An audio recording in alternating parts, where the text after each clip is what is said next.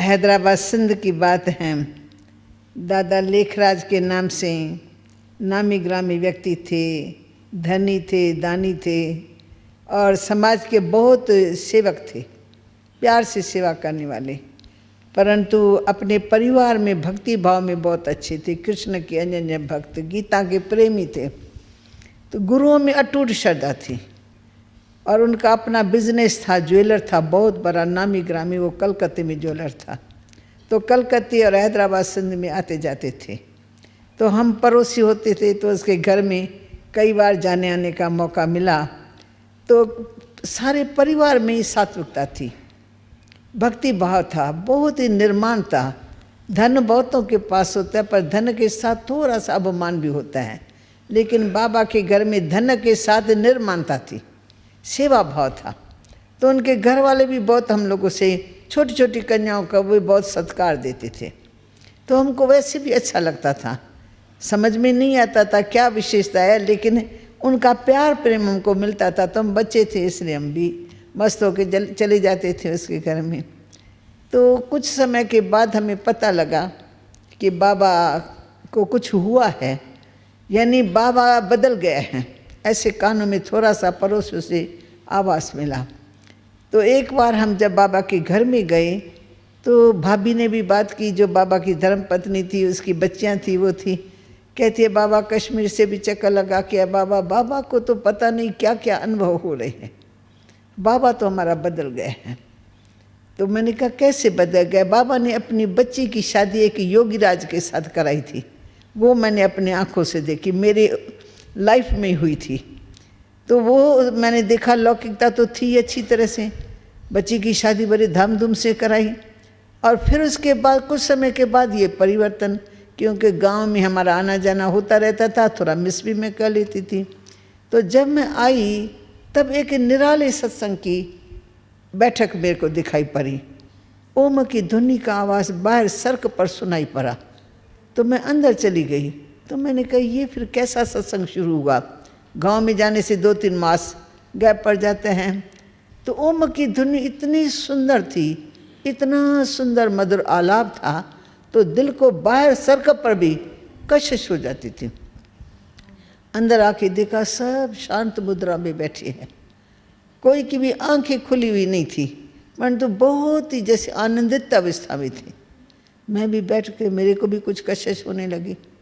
फिर जब मैं उठी तो उसी समय मैंने देखा कुछ बहनें ट्रांस में चली गई, वो उठी नहीं, और उठी तो एकदम वो नशा चढ़ा हुआ था। वो कृष्ण कृष्ण देखा तो कृष्ण के बारे में कुछ कुछ एक्टिविटी उनकी चल रही थी। तो मेरे को वंडर लगा, ऐसा निराला सत्संग तो मैंने पहले कभी देखा नहीं, ये कैसा सत्संग चालू हो गया है। फिर मैंने घर वालों से भी पूछा। फिर बाबा जब आया है तो मुझे सारी हिस्ट्री का पता लगा कि कैसे अचानक ही बाबा को कईयों ने कहा था कि लखीराज बाबू, जब आप 60 वर्ष की उम्र में आएंगे तो आप एक महान व्यक्ति प्रसिद्ध होंगे।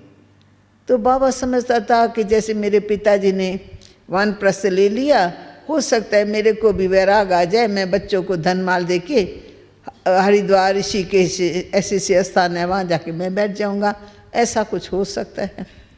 परंतु जो कुछ हुआ वो एकदम नई बात हो गई, जो उसके मन चित्त में नहीं थी। तो अचानक ही बाबा एक बार मुंबई में थे, तो अपने मित्र के घर में ठहरते थे ग्राहकों से मिलने करने के लिए। तो वहाँ बाबा को सात्विक भोजन मिल सकता था और सत्संग मिल सकता था, इसलिए बाबा हमेशा उसके घर में ठहरते थे। तो वहाँ एक दिन गीता का ज्ञान सुन रहा है, सुनते सुनते सुनते ही बाबा गुम हो गए। तो जब सभा पूरी हुई तो सभी लोग उठने लगे, बोला आज लखीराज बाबू नहीं उठा है, लखीराज बाबू तो चला गया, कुछ गुम सा नज़र आता है। वो सब उनके सामने बैठ गए। थोड़े समय के बाद बाबा की आंखें खुली, तो बाबा की आंख में कुछ अलौकिकता थी, कुछ विचित्रता महसूस की उन्होंने। फिर बाबा के सामने बैठी, जैसे बाबा की दृष्टि इसके ऊपर पड़ी, उसके ऊपर पड़ी, उसके, तो उनको भी दिव्य साक्षात्कार होने लगा, दिव्य अनुभूतियाँ लेन देन हुई। बाबा को भी हुआ तो उनको भी हुआ। फिर तो सब बाबा से पूछने लगे कि बाबा आज आपको क्या हुआ, आज तो हम विचित्र बात आप में देख रहे हैं। तो बाबा उस समय बताना नहीं चाहता था, कहते आज का दिन छोड़ दो, मैं कल बताऊंगा। पर थे बाबा के सब मित्र संबंधी, उन्होंने कहा नहीं बाबा आज ही हम आपसे पूछना चाहते हैं। फिर बाबा ने कहा आज पहली बार न मेरा मन न मेरे चित्त में ऐसे मुझे विष्णु का साक्षात्कार हुआ। फिर साक्षात्कार के बाद मुझे विष्णु के द्वारा वरदान मिला कि अहम विष्णु तत्त्वम, तो मेरा ही स्वरूप हो। फिर वो गुम हो गया। फिर मैं फील करता हूँ कोई शक्ति है मेरे अंदर, कोई शक्ति है जो मुझे चला रही है, कोई शक्ति है जो मेरे आंखों के द्वारा देख रही है। मैं किसी को नहीं देखता हूँ, पर मुझे लगता है मेरी शक्ति इन आंखों के द्वारा किसी को देख रही है। तो इसलिए इस विचित्र बात का मैं अनुभव करने के लिए एकांत में जाऊँगा और इस बात की खोज करूँगा ये सब मुझे क्या हो रहा है।